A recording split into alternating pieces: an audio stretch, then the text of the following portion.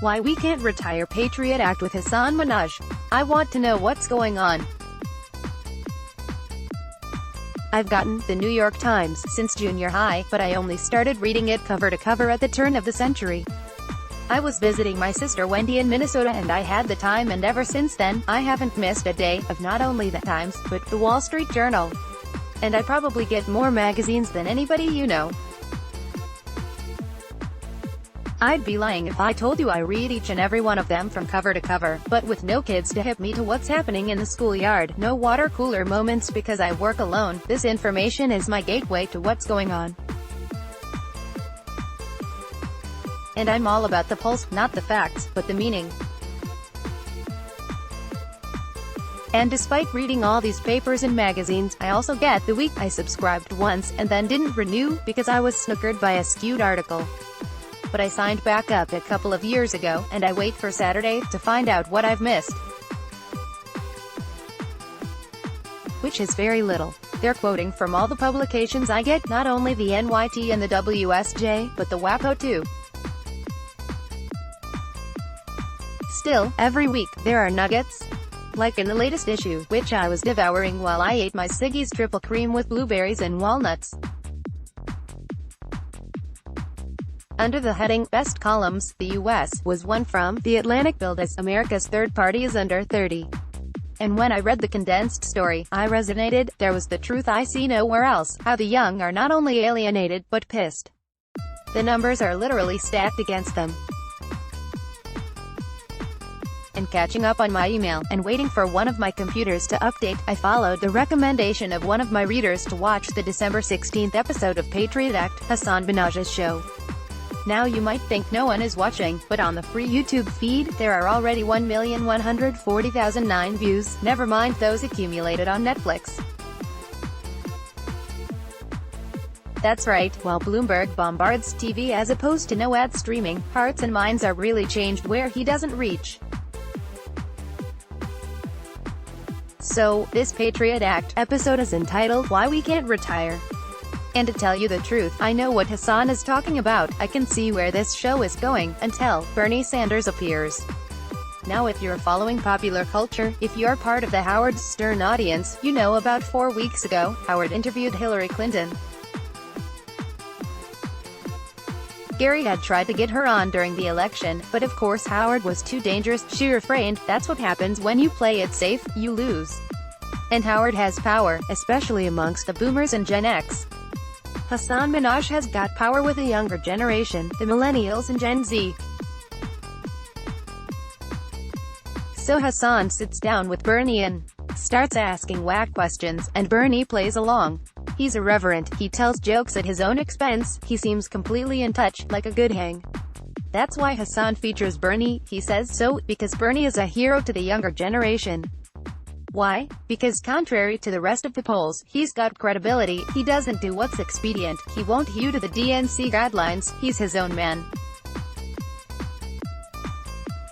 So we're living in two worlds. The big arena, and the sideshow. But one thing the internet has taught us, altogether, the sideshows trump the big arena.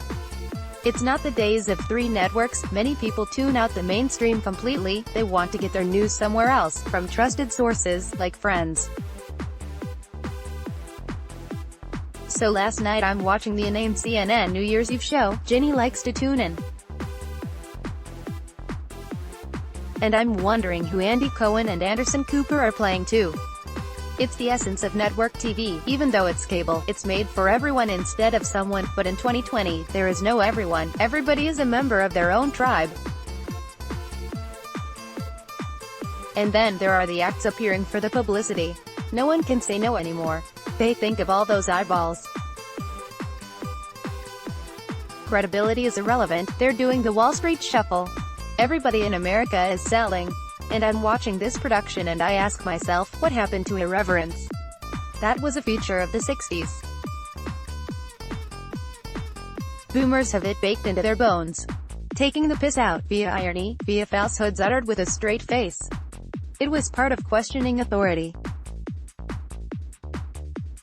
Come on, Frank Zappa specialized in it, and he's an icon. And of course there was Monty Python. today everybody's safe. You've got jokes, but you can't walk the line where people are wondering if you're joking or not, especially in this era of political correctness. And you need humor to check power. Ask Paul Krassner or Abby Hoffman or Jerry Rubin, if they weren't all dead. The youth abhor the fakery. Yep, the polls and the corporate wankers who lie and spin the truth and are completely untrustworthy. The youth feel powerless. Which is why when Bernie lost the nomination in 2016, many didn't vote for Hillary, they voted for Jill Stein or stayed home. You see, our country is changing. The Republicans have no plan for the future, and now even Trump's hand-picked panel scorn science. It's on the front page of today's New York Times, which goes unread by the right, but that doesn't make it wrong. NYTI.ms/2SLZT2M. The right plays a long game. And now they've taken the NYT and the WAPO off the table.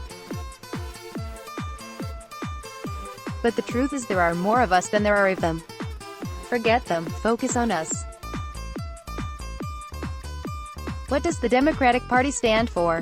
Beating Trump? That's not enough. So you watch Bernie on Patriot Act, and you realize why Joe Biden will lose. No one young is passionate about him, he's out of touch with the jargon and he doesn't know how to make jokes, and you wonder if he's even in touch. Whereas Bernie is aged, but so sharp, he's totally present. Now if you read the Atlantic story, the author says the youth are doomed because there are too many conservative boomers. And I'm not talking about Republicans, but conservative Democrats. One thing about a boomer, they can't sacrifice. Sure, others can be lifted up but not at their expense. Now one thing the last election taught me, and this cycle is reinforcing, is that big-time news has no idea what is going on. Why do I know? Because I hear from the right wing all the time. The blowback is intense. The left wing is nowhere near as organized, or as passionate. The right wing is working the refs all the damn time, to the point where those who speak become inhibited. You don't have to be educated and rich to be a music fan. To write for the paper, to work in the government, the floor is quite high. And if you never interact with people, you've got no idea what they think. Trump had a scorched earth campaign back in 2016, he felt he had nothing to lose. Bernie Sanders is playing the same way. He's not triangulating, not backing off Medicare for all. He said taxes would go up. He didn't pussyfoot, he owned the facts. Are people smart enough to understand the facts? If they're paying attention, most are. So what I'm telling you is don't underestimate the youth vote. I know the canard, that they don't vote. But they never had this much on the line, and back in the heyday of Vietnam, they weren't old enough. So how do you reach people today? By working from the bottom up. Top down no longer works. You get a ray of attention that most people don't see, and then you're gone. If you want hearts and minds, you've got to roll with the changes, make some jokes, not talk down to people but be seen as a part of their fabric. I won't guarantee Bernie Sanders will win the nomination, but one thing's for sure, if Biden is the candidate, he will lose. The DNC is not run by the youth, it's got an investment in the status quo. And that status quo resonates with very few. The Democrats have been shedding constituents for 50 years. The unions, the blue-collar workers, it goes on and on. I just want you to think where this country is going. Big change is necessary, and if you kick the ball down the road you're just delaying and intensifying the crisis. And the youth know the rich got richer, and that Trump's 2017 tax law was a giveaway to the corporations. How big companies won new tax breaks from the Trump administration. Now I'm not writing this for the right, even though I'll hear from more of them than I will from the left. I'm writing for everybody else, to tell them that times have changed, everything has changed. Don't fight the last war, the Facebook, social media ads. Go where people are really listening. And talk to them on their level. Didn't they call Reagan the great communicator? I didn't think so, but many people did. Think about who is communicating on the left, and who they are reaching. This is not about data. This is about emotion, feelings, connection, hope. Ignore the polls. Put your finger to the wind, try to take the temperature, try to see what's really going on, even though it's nearly impossible. I know, because I'm trying. The millennials versus boomers fight divides the Democratic Party. The young left has become sort of a third party. Visit the archive, http://leftsets.com/wordpress/-at-leftsets http://www.twitter.com/leftsets. If you would like to subscribe to the Left Sets letter, let's block ads.